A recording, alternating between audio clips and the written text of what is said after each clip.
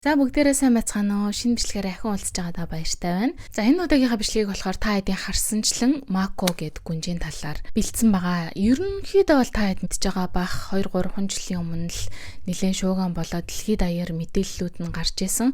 Хааны гэр бүлдэх одоо өөрийнхөө статус, гүнжийнхээ статусаас татгалзаад жирийн иргэний амьдралаар амьдарч жирийн залуутаа суугаад ингээд амьдраад явж байгаа ийм залуу биш үү? Одоо гүнж одоо бол энгийн бид нар шиг юм нэг хүн болцсон явж байгаа гэсэн үг. Эзэн хааны гэр бүлийн гишүүдийн энэ танилцуулгаас ингээд харах юм бол за ингээ хамгийн дээр нь бол энэ бичлэгийн хамгийн ихний дугаарт нь орсон Акихито хаан, за түүний одоо гэргий Мичико хатан асан за тэгээд тэндээс Акихитогийн том хүү болох Нарухито буюу одоогийн эзэн хаан, түүний хатан Масако хатан, за энэ хоёрын дундаас төрсэн Аюко гүнж байна. Харин одоогийн эзэн хааны дүү Фумихито гэж байна. Фумихитогийн эхнэр Кико гүнж гээд байгаа. Кико гүнжийн талаар би өмнөх бичлэгтээ бас хальт дурдаад өнгөрсөн. За энэ Фумихито одоо хунтайж Кико гүнж хоёр бол дундаасаа 3 хүүхэдтэй. Угсаа залгамжлах хунтайж буюу одоо энэ Хисахито байгаа.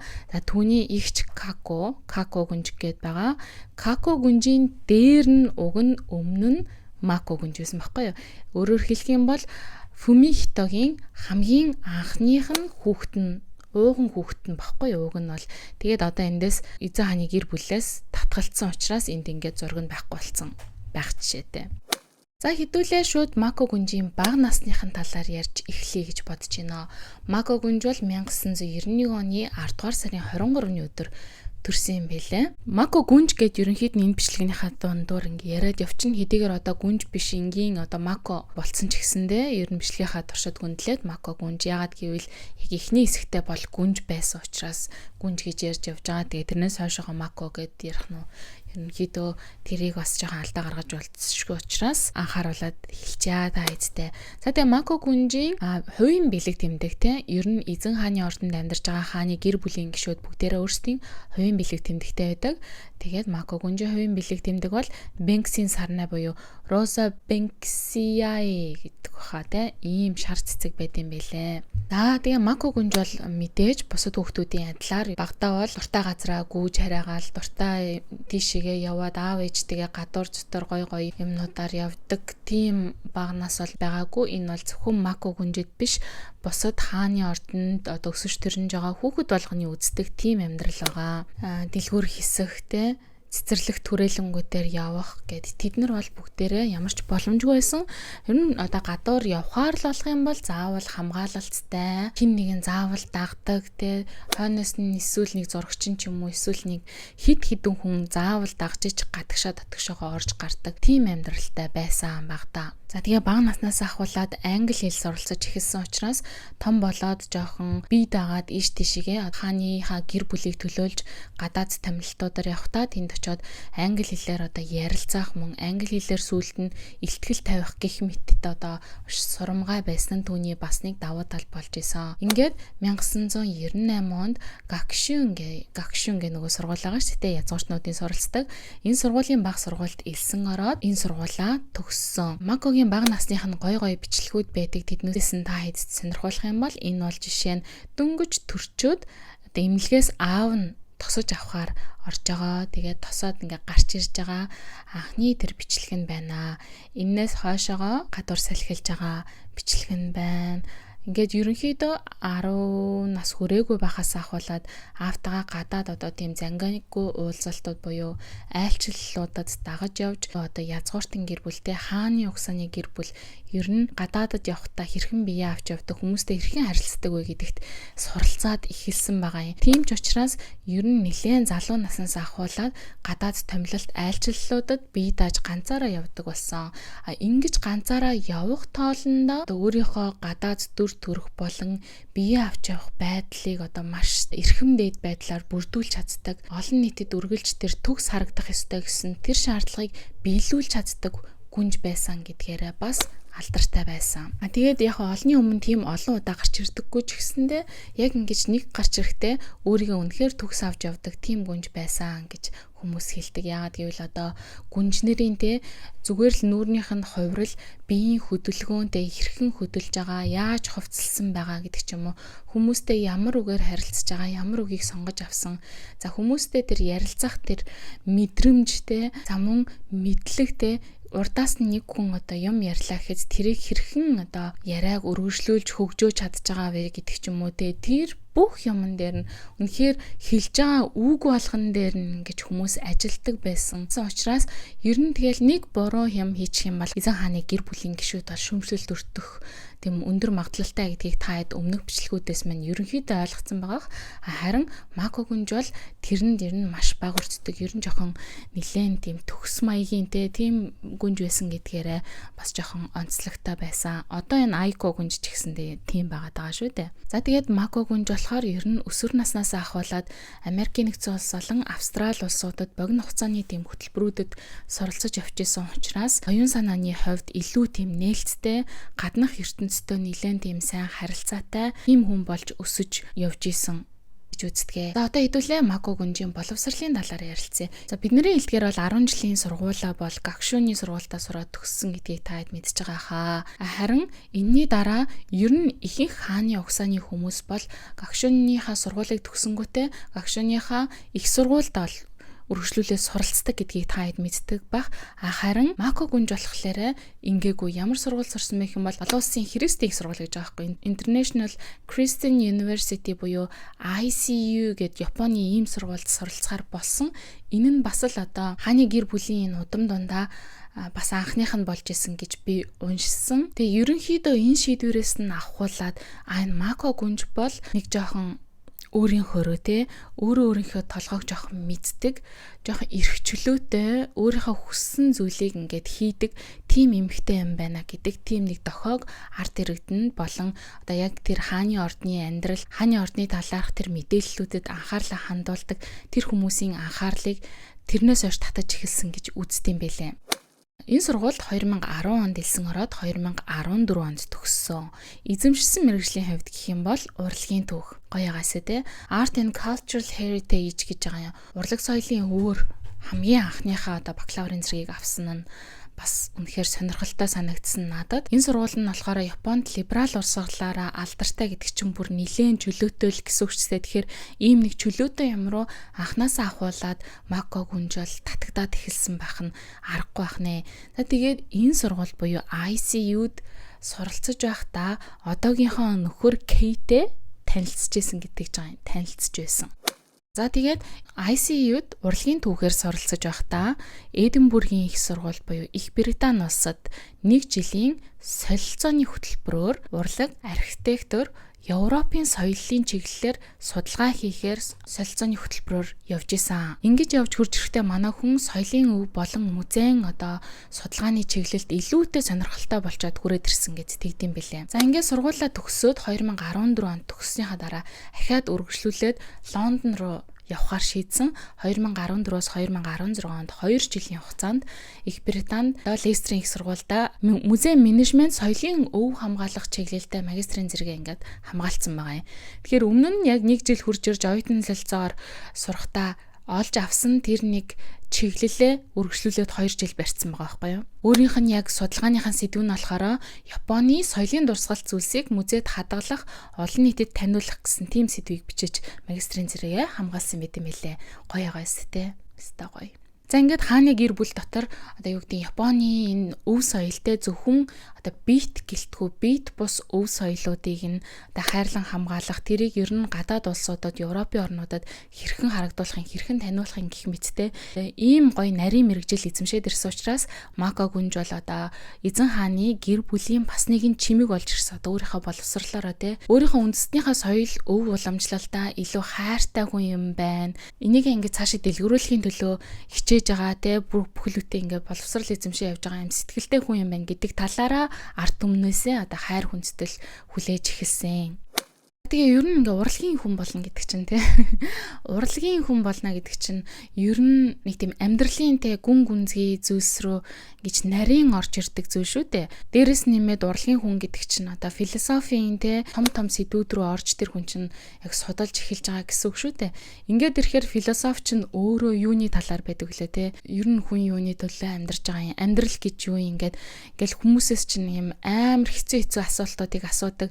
Мэдээж тэр уран бүтээлчдийг тэр уран бүтээлийг ойлгохын тулд Мако гүнж өөрийнхөө хувьд ч гэсэндээ тэр асуултуудыг өөрөөсөө асуух тийм том одоо өөрийгөө нээх аялалд нэг ёсондоо энэ урлагтайгаа те урлагийн түүхтэйгээ хамтдаа орсон гэж би бол одоо харж байгаа байхгүй. Би бас яагаад гэвэл одоо урлаг судлалаар магистрт суралцж исэн учраас хүн яг тэр урлагийн түүх, урлагийн философи руу ороод ирэхээр ингээд бүр яг нэг тийм том юмн донд орчдөг байхгүй юу. Ер нь хүн яагаад амьдарч байгаа энэ төр гэлстэй амар тийм рүү ордон штэ. Тийм ч учраас одоо Мако гүнжийг бол энэ өөрийнхөө эрх чөлөөг тэр үеэс одоо энэ урлагтай холбогдсон үеэс ахуулаад те хайж хэлсэн эрх чөлөө гэж ер нь юу юм? Би ер нь энэ хааны ордонд ингэж амьдарч байгаа маань ер нь эрх чөлөө мөн үү? Би ер нь ганцхан удаа амьдарч иж миний энэ амьдрал ер нь яг амьдрал мөн үү гэдэг ч юм уу? Би яг энийг хүсэж гинэ гэдэг чинь одоо тэр философийн асуултуудаа тэр хүн чинь одоо хичээл дээр те тулгарчж байгаа штэ. Тэгтэл одоо тэр хүний чинь өөрийнх нь амьдрал нь бүр өөрөө тийм абсурд те утга учир хайхад бас л хэцүү тийм зүйл болчихж байгаа штэ. Тэгээд одоо тэрэн дээрээ мань хүн чинь зөрчилдөө үүсэж эхэлж байгаа нь мэдээж тодорхой. Яагаад гэх юм бол хааны ордон гэдэг чинь одоо маш олон хүнийг төлөөлж тэнд ингээд бэлэг тэмдэг болоо сууж идэг.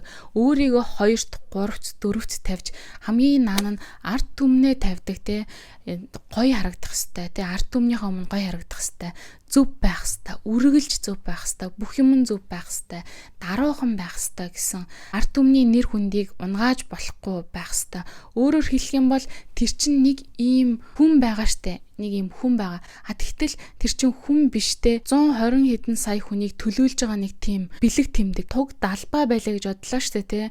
Яг тэр туг далбай шиг л яг нэг тийм бэлэг тэмдэг болчиход байгаа байхгүй юу? Гэхдээ хүн бэлэг тэмдэгтэй тийм зүйл болчиход байгаа учраас тэр хүн чинь өөрийгөө бодож эхэлж байгаа байхгүй юу? Тэр хүн одоо олонний өмнө гарч ирэхдээ өөрийнхөө хувийн бодлыг илэрхийлэх боломжгүй, хувийн мэдрэмжийг илэрхийлэх боломжгүй.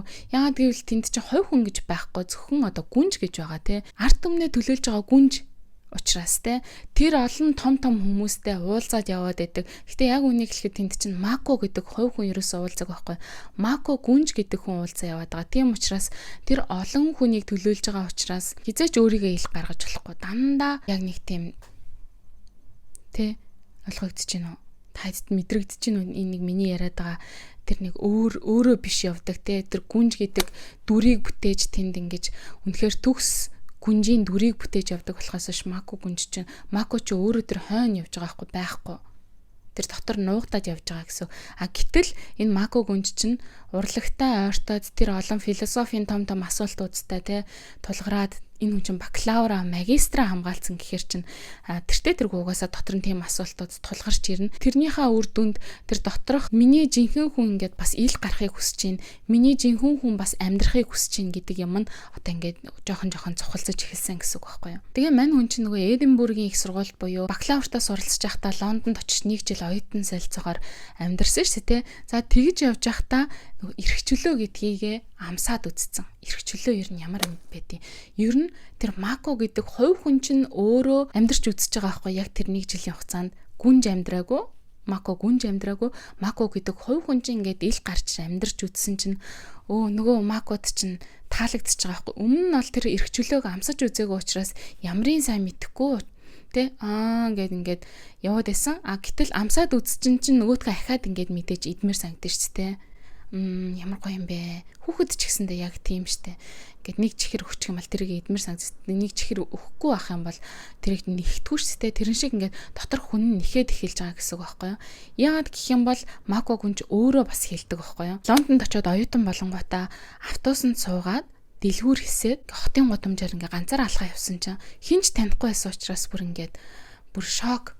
Амьдрал гэдэг чинь ийм байд юм уу? хүмүүс ингэж амьдрд юм уу гэж ингэж мэдэж авсан. Хамгаалагчгүйгээр гадуур явна гэдэг, хамгаалагчгүйгээр найс нөхдөдөө юм ярина гэдэг, хамгаалагчгүйгээр номын сан орно гэдэг те ямар гоё юм бэ. Би тэр Лондонд байхдаа анх удаа эрх чөлөөтэйгээр амьсгалж үзсэн. Миний анхны эрх чөлөөний амьсгал байсан гэж хэлсэн байгаа байхгүй юу. За ингээд Мако Гүнж маань сургуулаа төгсөнгөтэй буцаж Японд хурж ирээд өөрийнхөө албан ажлуудыг хийж эхэлсэн.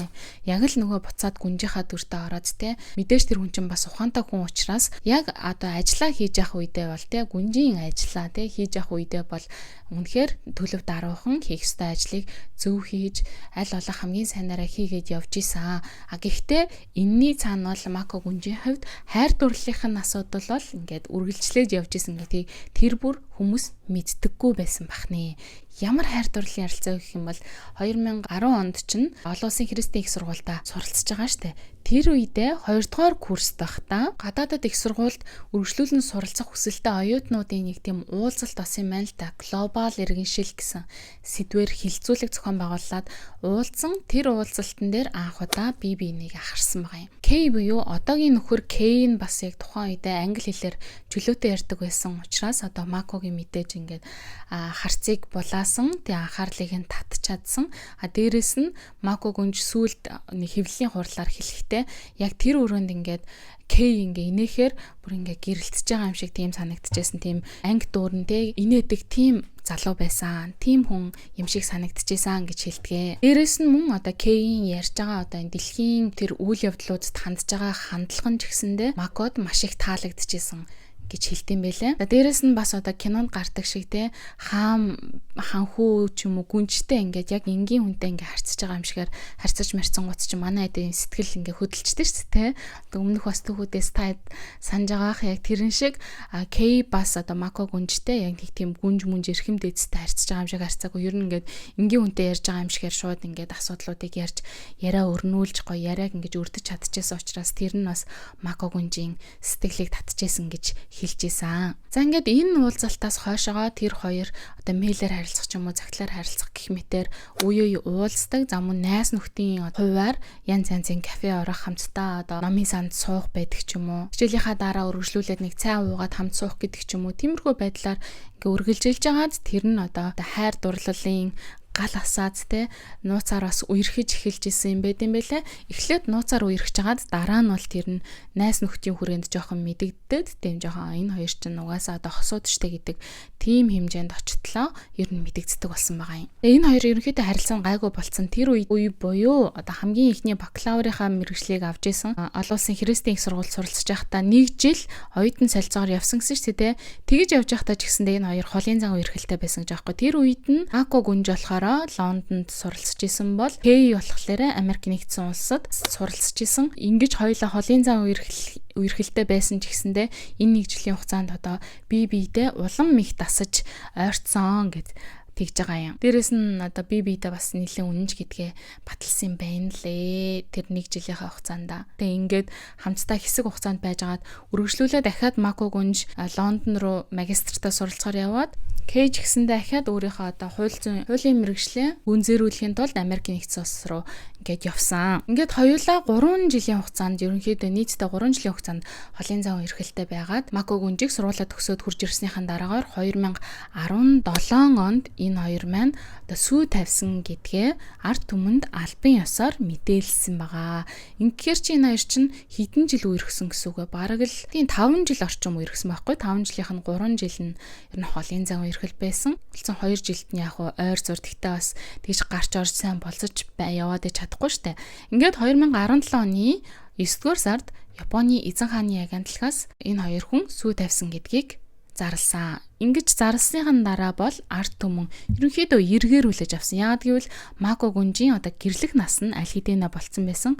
Өмнөх одоо Мако Гүнжийн ганцаараа өгж байгаа ярилцлагууд дээр одоо гэрлэх талаар ер нь ямар бодолтой байгаа вэ гэсэн асуултууд сэтгүүлчдээс бас нэлээд орж ирдэг байсан ч гэсэндээ одоохондоо гэрлэх бодлого байгаа гэж хариулдаг байсан. Тэгээд хосуудын ер нь их сургуультай ингээд танилцаж юм олон жил одоо холын зан харилцаатай байсан гэдгийг нь сонсоод энэ одоо хайрынхын түүх нь бас романтик санагдаад тэ нэлээд эргээр хүлээж авч исэн боловч удалгүй энэ Комуро К-ийн одоо бүх амьдралуудыг нь мэдээж ухаж эхлэн штэ. За энэ хүнд ч одоо ямар асуудлууд байна гэл ер нь олонний нүдэн дээр гарч ирж байгаа хүмүүс яадаг вүлээ таад мэдж байгаа арийнх нь бүх муухай юмнуудыг нь ухаж гаргаж ирдэг. За ингэж ухсаар агаад одоо K-ийн ээжийнх нь одоо санхүүгийн нэг хүнд асуудлыг нь олж мэдэж энүүгээр нь бол шантаажилж, дайрж шүүмжилж эхэлсэн. За хэдүүлээ энэ санхүүгийн маргаан гэдгийг нь юу болох талаар илүү дэлгэрэнгүй ярилцъя. Комуро Кайко ерөнхийдөө ганц бие ээж байсан. Тэгээ хүүгээ бол ганцаараа өсгсөн ээж юм билээ.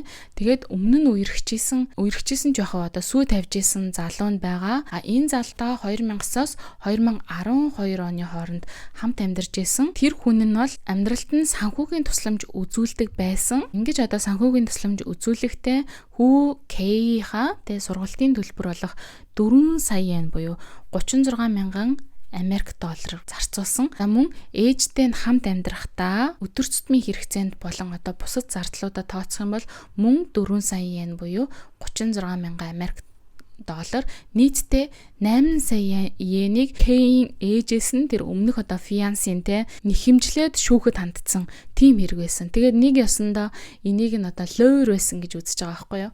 Одоо зээлчэд өгөхгүй байгаа, өөрөө өгөхгүй байгаа ийм санхүүгийн лойраа. Нөгөө ээж нь болохоор энэ мөнгийг энэ хүн чинь надад ингээ бэлгэлсэн, хамтдаа амьдарч байхдаа хүүгийн чинь төлөө ингээ зориулж байгаа, хүүгийн чинь боловсролд оруулж байгаа одоо бараг хөрөнгө оруулалт буцааж өгөхгүй байж болно гэж бэлэг гэж хэлсэн штэ. 4 сая yen өгж ижтэй ямар нэгэн одоо бичиг баримт үйлдэлсэн байх хэвээр үсттэй үүлдээгүй штэ. Зүгээр бэлэг гэж өгчөөд одоо хойноос нь яагаад ийм асуудал үүсгээд байгаа юм болоо гэж нөгөө ээж нь маргаан үүсгээд байдаг. Нөгөө сүйт залуу нь хэлэлд ярьслага өгтөө би зүгээр надаас зээлсэн гэж би бодож исэн штэ. Хамтран амьдрагчийнхаа хүүгийнхэн сургуульд над ийм их хэмжээний мөнгө би зүгээр ингээд өгнө гэж юу байх уу те. Ингээ надаас зээлжин гэсэн чинь зээлжин гэж баг амаараа хэлэнгүүтээ миний толгойг эргүүлж ямар нэгэн одоо баримт үйлдэггүй байж ийснаа гинт өчиг нэг бэлгэлсэн мэдтэй гэж надад ингэж намайг лойрдж байна. Энэ амар хүүхэн гэд ингээд ярьж исэн байгаа байхгүй юу. За ингээд ийм мэдээлэл гарч ирсний дараа за K чинь нэр хүнд нугасаа тэгэл байхгүй болно штэ. Энэ бол хааны ордонд одоо тэнцэх хүн бишээ. Байж болохгүй. Ээж нь те баг иймэрхүү одоо санхүүгийн тэмлөөр хийж хүүхдээ сургасан ийм боловсрал ингэж одоо лойрын мөнгөө боловсрал эзэмшсэн хүн бол хааны гэр бүлд одоо тохирохгүй. Яагаад гэх юм бол хааны гэр бүл гэдэг чинь өөрөө энэ олон сая хүнийг төлөөлж байгаа ийм төгс юм байх хэвээр. Төгс тийм байх хэвээр байтал тэр төгс хүрээлэл донд ийм санхүүгийн лойр мууртай ийм хүнийг оруулах нь одоо боломжгүй, оруулах ёсгүй гэж шүүмжлээд гадаа нь гарч та хүмүүс чинь жагсаал цуглаан зохиогоод за энэ хоёр хүний чинь одоо энэ хоёр хосыг чинь амьдралч одоо ингээ оронгоороо эргэдэм байгаа зү тэ ерөөсөө ингээ гэрлүүлэхгүй энэ гэрлэлтийг хүлээн зөвшөөрөхгүй гэд хэлсэн байхгүй юу. За ингээд 2017 онд энэ хоёр чинь одоо сүү тавиад эрхчлэл нь хурмаа хийнэ гэж уг нь ярьж исэн боловч энэ хоёрын хурим одоо энэ том асуудлаас болоод ерөнхийдөө ингээд хойшлогдож эхэлж байгаа юм л да. Хааны гэр бүлийн зүгээс ч гэсэндээ ерөнхийдөө юм байдлыг азансан харсан байдалтай хойшоо авахарсан байдалтай болж гисэн. Гэхдээ ер нь бол бүр огт хоримлуулахгүй гэж бол хэлээгүй. Ингээд 2018 онд нөгөө K-man бүр аргаа бараад Америк нэгдсэн улс руу үргэлжлүүлэн суралцахаар явсан. Суралцахаар явхаасаа өмнө ээжийнхээ энэ санхүүгийн асуудлыг яаж шийдвэрлсэн бэ гэх юм бол ээжийнхэн зүгээс энийг одоо ингээ бэлэг гэж надад хэлсэн. Гэхдээ хэрвээ үнэхээр ийм том асуудал үүсээд ингээд байгаа бол би энэ мөнгийг бол буцаагаад ингээд төлөхөд бэлэн байна гэсэн. Ингээд 2018 оноос ахуулаад Комуро K чинь ээжтэйгээ хамтдаа нөгөө 4 сая yen-ийнхаа төлбөрийг ингээд бүрэн барагдуулж дуусгасан байдаг байгаа. Хэдийгээр ингээд өөрөө ингээд дарцсан ч гэсэндээ энэ олонний өмнө хэрвээ гарч ирээгүй байсан бол энэ өрийг төлөхгүй байсан. Тэгээ ерөнхийдөө энэ хоёр ч ингээд нөгөө муу нэрийг яавч ярилцахгүй, усавч ярилцахгүй гэдэг чинь тэ тэрэн шиг энэ хоёрыг чинь ингээд барьцсан учраас ингээд гэрлэлтийг бол ард түмэнд хүлээн зөвшөөрөхгүй хിവэрэ байсан. За ингээд 3 жилийн турш 2018 оноос хойшоогоо K-man Америкийн нэгдсэн улсад өөрийнхөө хуулийнхаа одоо мэргэжлийг улам дээшлүүлэх байдлаар суралцсан. Энэ хоорондор бол үнж маань хааны ордондоо үлдсэн. Шууган гарахаас өмнө энэ хоёрын сүү тавих ёслолыг гоё хийх гэжсэн чинь Kyushu арал дээр нэг том гамшиг болсон. Хэрвээ та санаж байгаа бол нэг амар том үер болж исэн юм аа. Юу басныг та хэдэд нэг багахан мэдээлэл хүргэх юм бол 2017 оны 7 дугаар сарын 5-наас хойшоогоо рекорд тогтоосон тим их хурд дундаас Фукуока Оита мужид төвлөрсөн Kyushu-гийн арлын хойд хэсэгт буусан. Тэгээ ийм их одоо өмнө нь хизээж орж байгаагүй их хэмжээний бороо орсон учраас үер буугаад хөрсний гулгалт үүссэн. Иннээс болоод 5 дугаар түвшний том тийм маш өндөр анхаарал гараад 870 мянган хүнийг нүүлгэн шилжүүлжсэн. Тэгээд ийм том юм болсон учраас одоо юун сүмүү тавих те одоо хүмүүс тэнд зовж байхад чинь тэр дээгүүр жаргаад иж болохгүй учраас тэр сүү тавих ёслыг цуцалсан. Ингээд цуцалж муцлаад явж байгаа хоорондоор нь Кейн ээжийнх нь тэр том маргаан гарч ирсэн байдаг байгаа юм. Тэгээ ийм одоо асуудлууд үүсчихсэн гэсэндээ Мако гүнж бол Кей бол халуун сэтгэлтэй үнэнч намайг хамгаалдаг хүн түүнтэй гэрлэх хүсэл минь өөрчлөгдөөгүй хിവэр гэж хэвлийн бахурал дээр 50 тийм өөртөө ихтэйгээр хэлж исэн. Тэгээд ийм асуудал үүсэх тоолонд Мако гүнжийн одоо ямар өөртөө ихтэй ямар тайвнаар одоо юмд хандж байгаа те тэр байдал нь бас хүмүүсийн анхаарлыг нэлээд татж байсан. Гэхдээ тэр харагдаж байгаа байдал нь бол нөгөө Мако гүнж байсан байгаа байхгүй. Гэтэл яг дотор нь бол те доторх нөгөө Мако гэдэг эмхтэй байгаа штэ. Тэр нь бол бүр үнэхээр хүнд тийм амьдралыг туулж исэн. Сэтгэл зүйн хувьд бол бүр үнэхээр уналтанд орж исэн гэдг нь юугаар харагддаг вэ гэх юм бол Свит залуун те Америк нэгдсэн улс руу 2018 онд явцсан бас хойшоогоо Мако гүнжийг сэтгэлийн гүн хямралтай буюу PTSD гэд байдаг шүү дээ. Post traumatic stress disorderтэй гэдэг нь одоо тогтоогдсон. Бас оншоор одоо яг тогтоогдсон. За энэ сэтгцийн эмгэгийн одоо үндсэн гол шалтгаануудыг нь одоо хааны ордны эмчнэр дараах байдлаар тайлбарлсан. Нэгдүгээрт нь хормын талаарх олон нийтийн шүүмжлэл бол мэдээж тэр хүнд чинь хэцүү байгаа. Хоёрдугаарт нь хэвлэл мэдээллийн байнгын дарамт буюу өдөр тутмын хувийн амьдралын талаар мөн хааны гэр бүлийн нэр хүндийг одоо унгаж байгаа ийм эмхтэй гэж маш их шүүмжилж исэн. Японы бараг бүх хэвлэл мэдээлэлд төрийн эсрэг үйлдэл хийж байна гэж харуулж одоо гүнжийн зургийг ингэж байнга хэвлэл дээр гаргаж исэн. Дээрэс нь хааны гэр бүлийн дотроос ч гэсэндээ дэмжлэг жоохон дутмаг буюу өөрөөр хэлэх юм бол тэдний гэрлэлтийг эсэргүүцэжсэн хүмүүс байсан гэдэг таамаг байгаа юм. Тийм ч учраас одоо гүнж ерөнхийдөө байнга сэтгэл готролтой, түгшүүртэй, нойргүйдэлтэй, өөртөө итгэлгүй, өөрийгөө буруутгадаг тийм шинж тэмдэгтэй байсан. За ингээл ерөнхийдөө нөгөө хоёр хайр дурлалтай хоёр хүн чинь нэг нь одоо Америк руу яваа сурах гад тэ хайртай хүнээ тэнцээ амар хэцүү байдалтай олны дунд хамгийн одоо муу хүн одоо энэ Эзэн хааны гэр бүл нь Япон улсыг ерөнхийдөө бараг л ингээд муухайгаар харуулж байгаа тийм хүн болгоод үлдээсэн.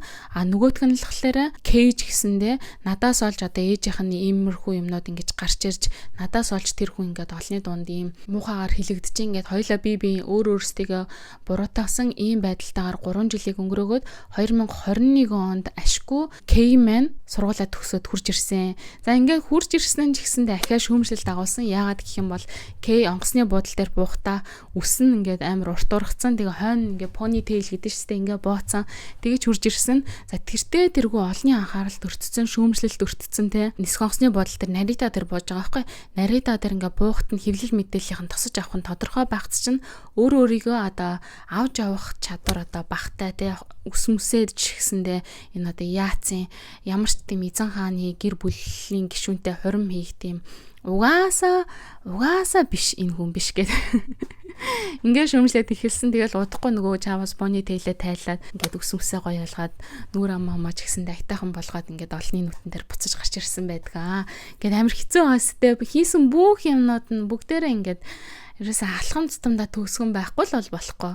Ядаргаатай. За ингээд эцэст нь ямар ч лсэн манай хоёр гэрлэхээр болж Мако гүнж одоо өөрийнхөө гүнжийн титмийг тайлж энгийн иргэн болох Кей Комуротой гэр бүл болохоор болсон гэдгээ 2021 оны 10 дугаар сард ингээд зарладаг байгаа. Энэ хоёр гэхдээ гэр бүл болохдоо те маш олон асуудлуудыг дагуулж хурим зөвшөөрөгдөж байгаа те хэдэн жилийн дараа ч ингээд зөвшөөрөгдөд байгаа юм. 4 жилтэй энэ хоёр гэрлэн гэрлэхгүй гэдэг ингээд нэг тийм наан цаантай бас яг тэгтээ тодорхойгүй ингэж явж исэн ийм тодорхойгүй байдлын дунд ямар ч лсэн гэрлэхэн тодорхой болсон. Тэгээ энэ хоёр олон нийтэд хандаж мэдээлэл ихтэй ямар одоо шийдвэр гаргасан гэдгээ хэлдэг байх юм бол нэгдүгээрт Мако гүнж бол олон нийтийн нөхөн олгороос татгалцсан буюу одоо нөхөн олгор буюу 150 сая йенийг нэг удаа ингэ олгод юм байна л та. Тэр 150 сая йенийг нь бол Мако гүнж авахгүй гэдгээ илэрхийлсэн. Хоёрдугаарт нь ордны уйламжлалт хурмын яслал буюу одоо өмнө нь та надад хурим яаж болдгийг Шинто маягаар гэд нэг бичлэг хийжсэн таад харсан. Тэр Шинто маягийн хурим хийж өгөх тэр ёслолоос нь татгалзаад зүгээр л одоо гэрлэлтэй сертификейтээр одоо ингээд батлуулсан гэх юм уу да тий. Зүгээр одоо ингээд цаасан дээр батлуулснаас өөр ямар ч тийм хурим ёслол энэ хоёр хийхгүй гэдгийг мэдгдсэн буюу ер нь угаасаа хийгээгүй. Ингэснээрээ Мако гүнж Японы түүхэнд уламжлалт маягаар хурим хийгээгүй цорын ганц гүнж болсон. Тэгээ энэ бол энэ хоёрын хоёулангийн хамтдаа гаргасан шийдвэр учраас Кей ч гэсэндээ тэр нөхөн олгорын 150 сая йенийг авахгүй гэдэг шийдвэрийг гаргаж байгаагаараа те энэ гүнжтэй би одоо мөнгөний төлөө гэрлээгүй юм аа. Үнэхээр бид хоёр ингээ бие биедээ сэтгэлтэй байс учраас гэрлэж байгаа гэдэг тэр нэг маргааныг дарсан байгаа юм. Хурмын ёслол тэр хааны зан үйлийг алгаснараа гүнжийн эрх ямбыг ингээд эдэлж байгаа мөртлөө үүрэг хариуцлага ухамсарлагдаггүй гэдэг тэр нэг одоо сэтгэл зүйн дарамтыг бас нэг талаараа жоохон ч гэсэн зөвлөж байгаа гэсэн тийм нэг тал байгаа юм. Ингээд энэ хоёр гэрэлснийхаа дараа мөн Америкийн нэгдсэн улсын Нью-Йорк хотод очиж амьдрна гэдгээ мөн илэрхийлсэн. Энэ нь олон нийтийн анхаарлаас хол амьдарч шинэ орчин, шинэ амьдралд одоо сэтгэцийнхаа эрүүл мэндэд, сэтгэлийнхаа эрүүл мэндэд анхаарч нөхөн сэргээлт хийхэд тустай гэж эмчнэрийн хэлснийг дагаж байгаа гэдэг нэг ийм юмнуудыг тэр хоёр одоо илэрхийлсэн байдаг. 感謝しております。私にとって K さんはかけがえのない存在です。そして私たちにとって結婚は自分たちの心を大切に守りながら生きていくために必要な選択でした。 За тэгээ ер нь бол энэ хоёрын гэрлэлтийг одоо Фумихито буюу Макогийн аав Фумихито хунтайч хэрхэн одоо үзэжсэн байх юм бол охин маань энэ олон жил энэ шийдвэр дээр тууштай байсан учраас энэ шийдмэг байдлыг нь би үнэхээр үнэлж хүндэтгсэн. Коморогийн гэр бүл дагаа энэ санхүүгийн асуудал бол хүнжийн одоо миний охины дэ ирээдүйн амьдралд сөргөөр нөлөөлж болцшгүй гэсэн болгоомжлолыг төрүүлсэн учраас одоо төр харцандахаар болсон гэж хэлж байгаа юм. За энэ хоёрын энэ олон нийтийн зүгээс ирж исэн одоо шүүмжлэлтэй зөвхөн Кейийн ээжт нь үүсээд байсан тэр санхүүгийн маргаан гэж үзэхээс гадна маш том нэг асуудал байсан. Одоо Япончуудын хараад байсан нэг том асуудал байсан. Ер нь энэ хааны гэр бүлийн тогтвортой байдал те хааны гэр бүлийн тийм хатуу чанга байдал те хааны гэр бүлийн цаашид оршин тогтнох уу үгүй юу гэдгийн одоо тэр дэнс гэж нэг талаараа авч үзчихсэн. Яагаад гэх юм бол ер нь ингээд хааны гэр бүлийн эмэгтэйчүүд нь ч юм уу те энгийн амьдралаар амьдраад хааны гэр бүлийн гишүүнээс нэрээ татаж авснараа те тэр гэр бүл ерөнхийдөө ингээд жилээс жил ирэх тусам гишүүдийнхэн тоон ингээд улам багасаал те эрэгтэй хүүхдүүдийнхэн тоон ч гэсэндээ ингээ улам багасаад байгаа учраас цаашдаа яг одоо энэ олон жилдээ 2000 3000 жил үргэлжилж ирсэн энэ одоо хамгийн түүхэн он удаан жил үргэлжилж байгаа хааны одоо удам өгсөө баггүй Японы ах чам. Гэтэл одоо энэ ер нь ингээ сүүлийнхаа ирмэглүү ингээ ирээд байгаа юм шүү. Яагаад энэ хааны гэр бүлийг бид нэр авч яваач гэгээд ингээд энэ соёл уг уламжлалыг ингээд та бүхэн ингээд тэгээд аваа явчаач гэгээд ингэнгүүт заавал яагаад одоо ийм сонь хүмүүстэй гэрлэх ч юм уу те дандаа инж болохгүй тиймж болохгүй гэсэн нялцанхаа юмнууд ямар их ингээ ярддаг болцсон бэ гэх тэр шүүмжлэл байгаа. Тийм ч учраас одоо Фумихито буюу Макогийн аав нь те охиноо хамгаалах уу, охиныхоо эрхчлөөг нь олгох уу, аль эсвэл энэ хааны гэр бүлийн нэр төрийг хадгалах уу гэдэг юм том хоёр сонголтын өмнө иржсэн гэж одоо тухайн үедээ яригддаг. Тэгэхээр ер нь бол та хэд ойлгох юм бол энэ санхүүгийн тэр ловер гэдэг нь бол зүгээр л одоо наад тэр нэг одоо өнгөлн далдлалт байсан гэх юм уу тэр нэг шалтгаан байсан те тэрнээс биш тэрний цаана энэ хааны гэр бүл ерэн цаашдаа ирнэ яг яах гээд байгаа юм гэдэг тэр том асуудал нь цаана нь явж исэн гэж ойлгож болно. Тийм ч утгаараа одоо Мако гүнжийн тэр том сэтгэлийн хямрал те тэр одоо сэтгцэн эмгэг ер нь бол бас л хүнд өвчин шүү дээ. Тэр өвчнөдөө тэр нүүр тулсан тэр хүн ингээд би энэ том гэр бүлийг те ийм зүйл рүү ингээд унахцсан хүн юм уу гэдэг нөгөө талаараа бас өөрийгөө алдчмааргүй байгаа, өөрийгөө тэгж чөлөөлмөр байгаа. Тэр ингээ юмнууд нь ингээ зөрчилдөж байгаа тэр цаана нь амар юм байгаа аахгүй юу. За тэгээд ямар ч лсэн гэсэн эцэст нь Мако гүнжийн төв бол хаан ширээнээс илүүтэйгээр зүрх сэтгэлээ дагах, өөрийн амьдралыг яг өөрөө шийдэх, өөрийнхөө төлөө өөрөө шийдвэрээ гаргах тэр эрх чөлөөний тэмцэл байсан. Сүүлд бас Америкт очиод амьдарч байхдаа хэлсэн байсан. Хүн өөрөө өөрийгөө хинбэ гэдгийг танихад ороцдоггүй юм аа гэж нэг ярилцлагандараа бас хэлсэн байсан. Харин нөгөө нэг Кей хувьд бол олон нийтийн хувьд нэг амар инээдтэй хэлээддэг. Баян эмэгтэйтэй нэг суучий гэд бодсон чинь цэг За одоо болохоор манай хоёр чинь Нью-Йоркийн гудамжаар хоёулаа өөстө сайхан сандал өмсөд таваргаж өгж байгаа. Өсөө ургуул задгаа тавиул нүрээ бодохгүй. За ингээл дэлгүүрээр хамтдаа хийсүүл хийсэн нэз хоолгүй хонол зүгээр одоо бэлэнгомын идэн нэзтэй яаж амьдрах өөрсдийнхээ сонголт болсон. Тэгээд үе тэр хоёрын одоо зургийг нь папараццад аваад оруулж идэг ч гэсэндээ тэгээд мэдээж удахгүй багасаар тэр хоёрыг ингээд 50 амьдралаар нь амьдруулах байх гэж ер нь бодож байгаа. За тэгээд энэ удаагийн бичлэг нэг иймэрхүү байлаа. Одоо эзэн хааны ордноос гарч одоо өөрийнхөө амьдралаар амьдрна гэдэг чинь хүртэл одоо ийм хэцүү байдаг байх нь шүү дээ. Тэр нь асуудалгүй хүн гэж байхгүй. Би одоо нэг жишээ нь хааны ордны нэг ханхуутай яаж ийж нэг лай болж явж байгаад хайрлалцаж дурлалцаа гүнж олно гэх юм бол миний мартлыг ухвал бүрстэй лайтай юмнууд гарч ирнэ хөөе. Одоо ер нь тийм асуудалгүй хүн гэж байхгүй. Даав нь жим гин, ээж нь жим гин, хичин жим гин гэл одоо ерөөсөө миний мартлыг одоо бити ухаарай гэж би бүр хэлэхээр байна. Тэгээ таны ч ихсэн артлыг ухвал бүр юу гарч ирэх вэ? Та нар ингээд хүнд мэдэгдэхгүй тийм асуудлуудыг хийгээ явдаг гэж бодож байна уу? Үгүй, бүгдээрээ асуудалтай байгаа. Бүх хүмүүс ямар нэгэн асуудалтай байгаа. Шүү дээ, тийм ээ. Тийм учраас тэгээд хүмүүсийг ерөнхийдөө чадлынхаа хэмжээнд бага шөмжилж байгаарай. За тэгээд дараагийн 7 өдрийнхаа бичлэгээрээ бүгдээрээ эргэн уулзтлаа. Түр баяртай.